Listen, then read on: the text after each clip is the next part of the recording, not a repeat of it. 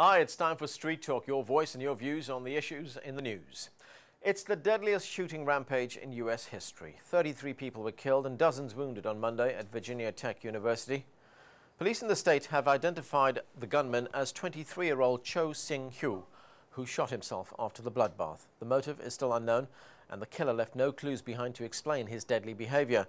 Cho was studying English at Virginia Tech, and his creative writing was so disturbing he was referred for counseling. There were two shootings on the campus, more than 2 hours apart. It's still unclear if they were connected.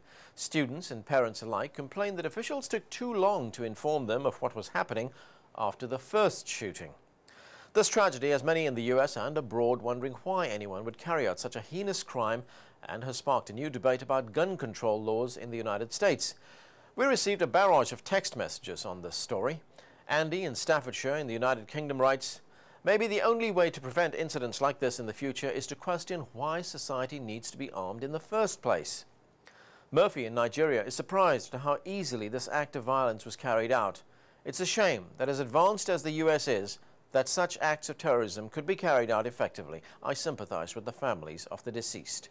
David in Ghana is shocked at how things developed and expresses his sorrow for those involved.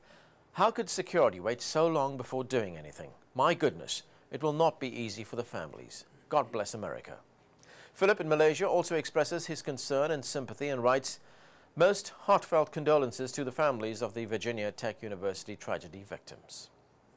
The British government has decided it's not a war on terror they're fighting. A member of Tony Blair's cabinet acknowledged that British officials have stopped using the expression war on terror, a phrase first used and favored by President George Bush shortly after the September 11th attacks on New York and Washington in 2001. Hilary Benn, the Blair government's international development secretary, told a New York think tank that the concept of a war on terror sends out the wrong message on two levels. It encourages terrorists by dignifying their cause, and it suggests that only military measures could be a useful response. Many officials in Britain feel the phrase is vague and simplistic, encouraging people to think that only military means are needed to overcome extremism.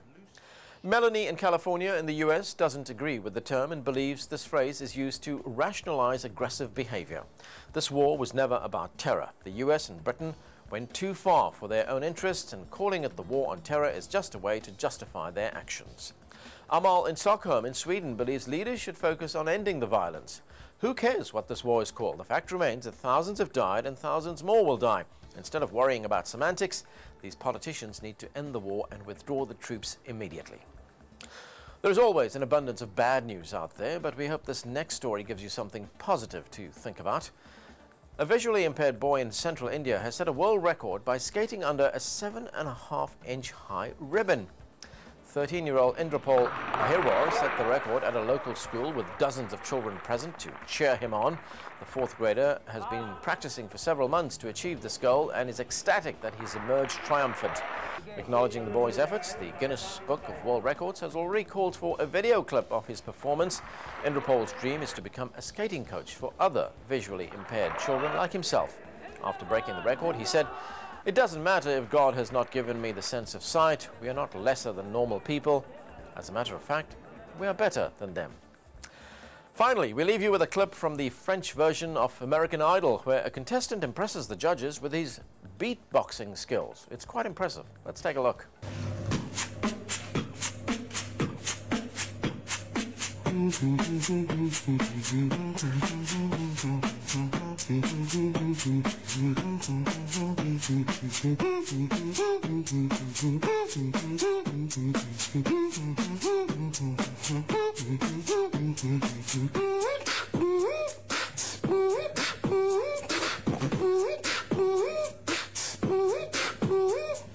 One, two, three, go.